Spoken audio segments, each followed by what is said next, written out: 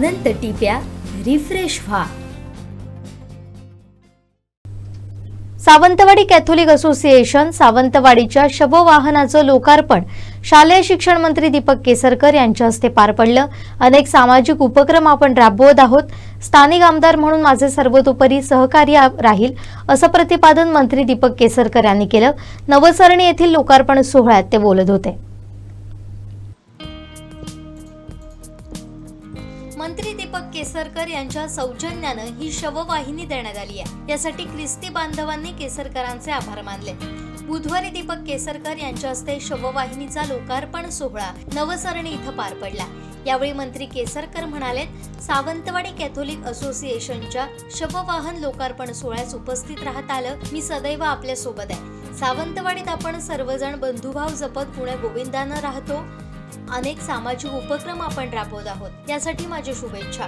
ख्रिस्ती बांधवांचे जुने चर्च देखील नव्याने उभारण्यात येत असून स्थानिक आमदार म्हणून सर्वतोपरी सहकार्य राहील अशी ग्वाही मंत्री केसरकर यांनी दिली।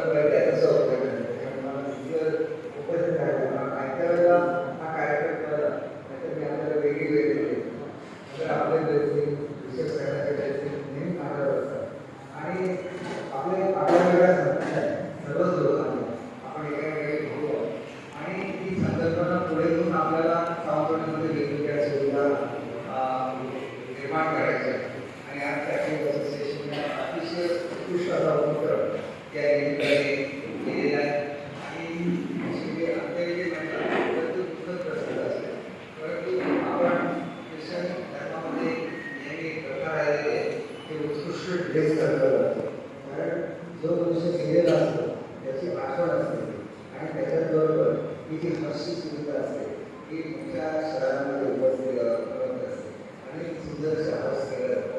कारण आपल्या पिढीला अखेरचा दिवस येत असताना तो त्याच्या चांगला असा द्यावा ही भावना असते आणि ती भावना तिच्या कॅथोलिक असोसिएशनने त्या ठिकाणी कायम ठेवलेली आहे। त्याच्याबद्दल मनापासून अभिनंदन करतो।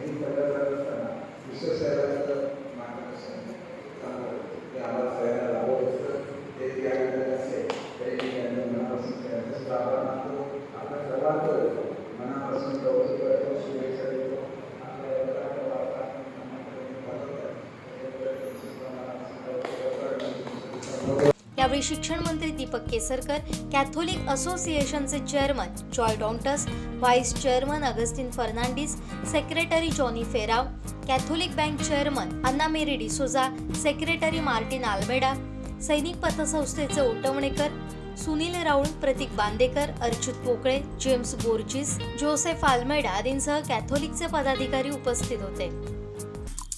आमचे दिवसभरातले सर्व अपडेट्स, ताज्या घडामोडी आणि थेट लाईव्ह पाहण्यासाठी सबस्क्राइब करा, लाईक करा कोकणचं नंबर 1 महा चॅनल कोकण 7 लाईव्हचं YouTube चॅनल।